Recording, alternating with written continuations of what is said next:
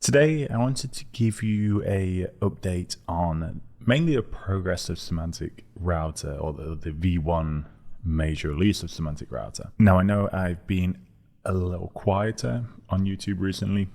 A lot of that is in part due to Semantic Router, this new release, in part due to a lot of other projects that are coming, but I'm not quite ready to start talking about those just yet. But the V1 of Semantic Router, plus these other projects, has made me pretty busy and just unable to do all that much in terms of videos. But when I do get to release V1, that will be huge, and I'll explain why in a minute.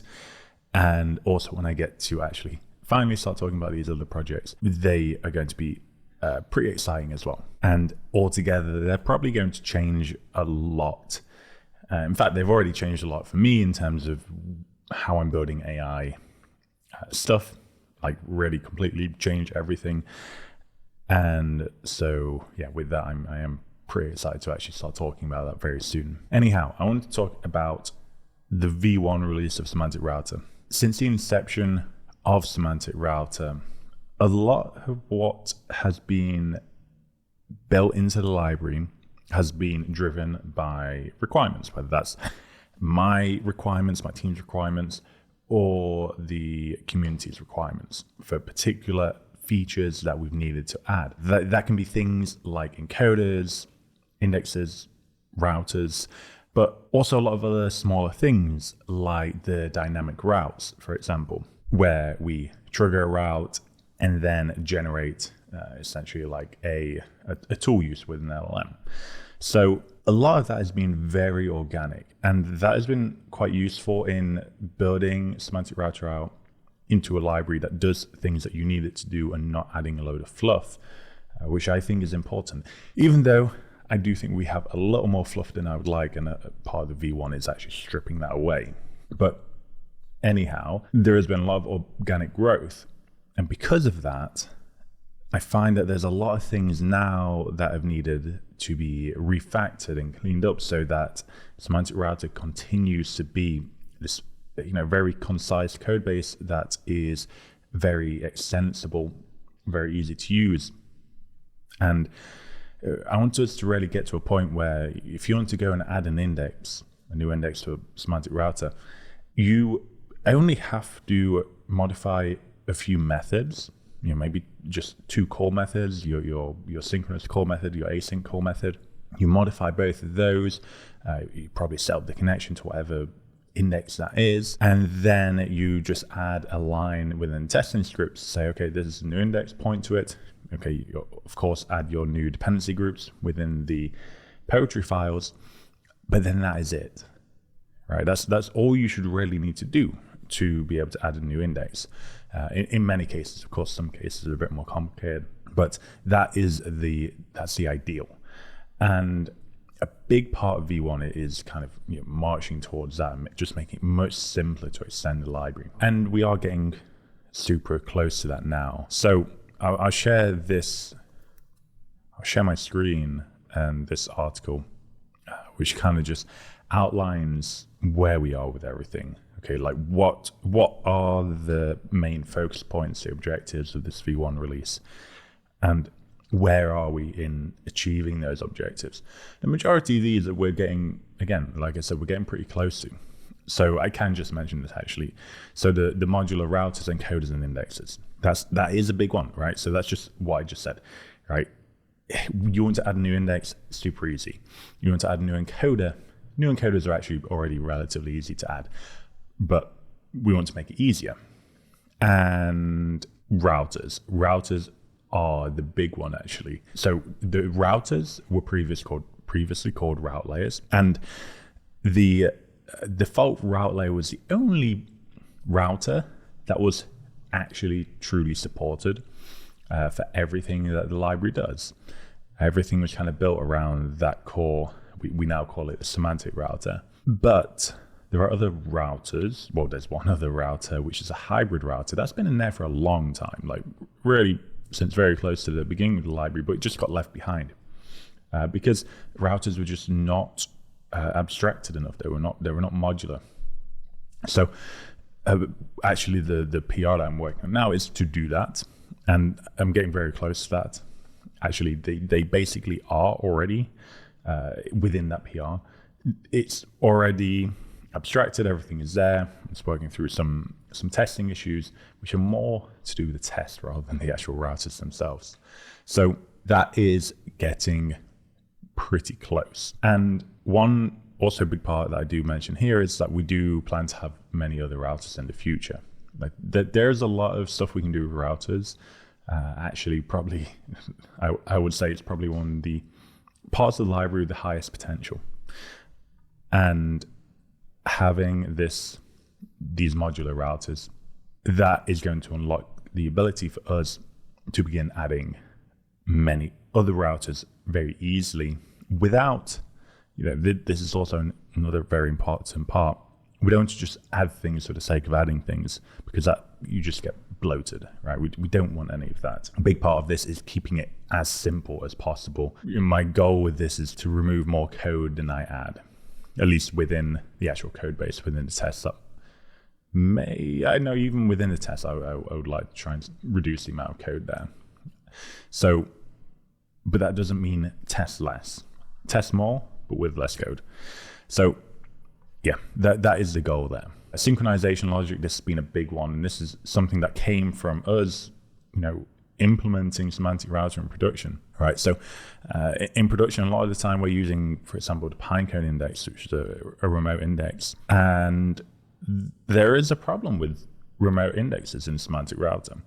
They're a bit harder to use because you as soon as you have a remote index, you have this remote instance of your data, and some of the metadata for that data that you have remotely does need to be in memory locally. And that can cause issues in synchronizing between those instances, particularly if you are treating one of those instances as like a source of truth. So, for example, if you have your remote index, you put all your data in there, and then you have multiple like deployments where you have multiple like local instances.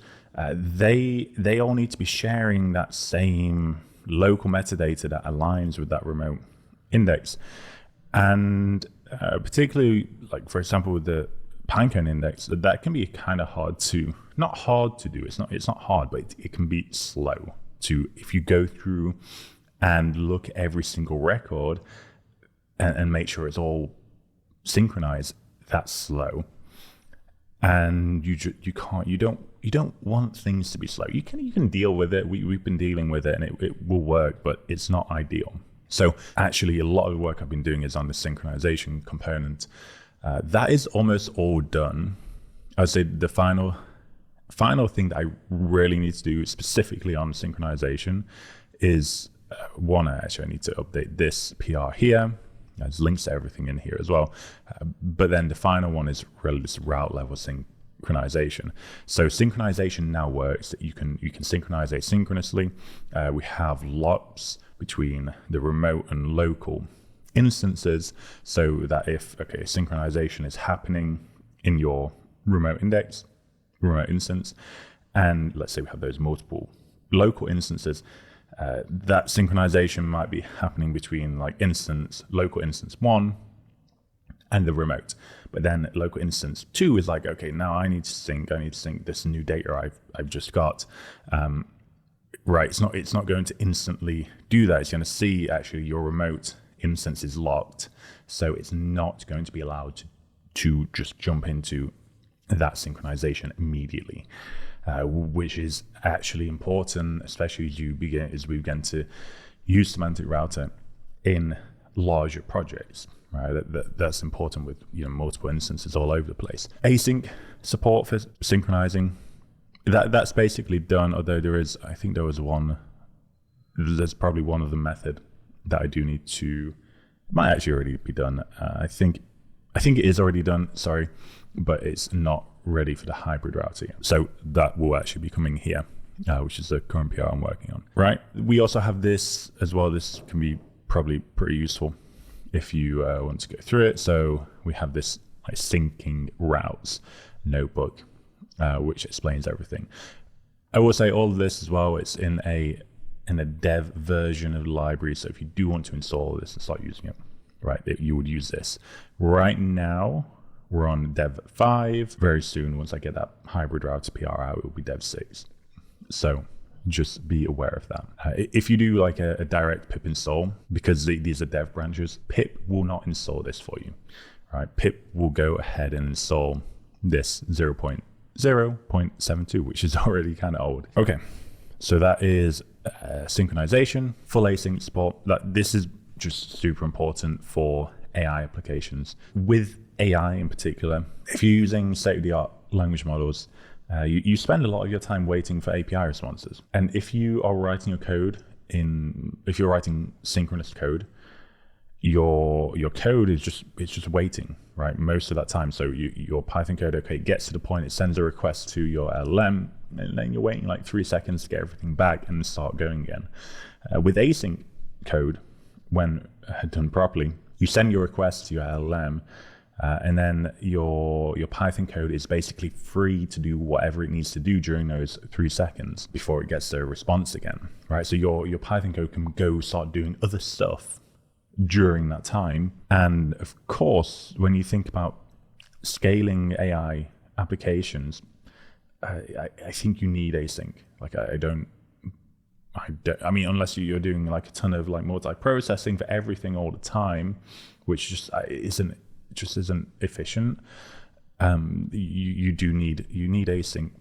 I don't know how else you would do it. So full async support is one thing that we've been very keen to get, and it's there. Like it is in there. It's in the semantic router. It's in the Pinecone index. One of the important ones is one of the main remote indexes. So that is basically there. I'm just adding that support to the hybrid router as well now. Then we have upgrading the hybrid router. I kind of mentioned this.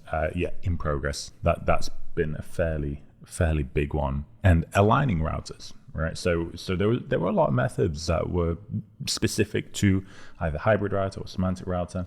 They've mostly been cleaned up a lot now. There is also one, I think basically the final thing that I have on this PR is just getting the fit and the eval methods working for the hybrid router. Everything else is basically there. Again, there's test things I'm working through.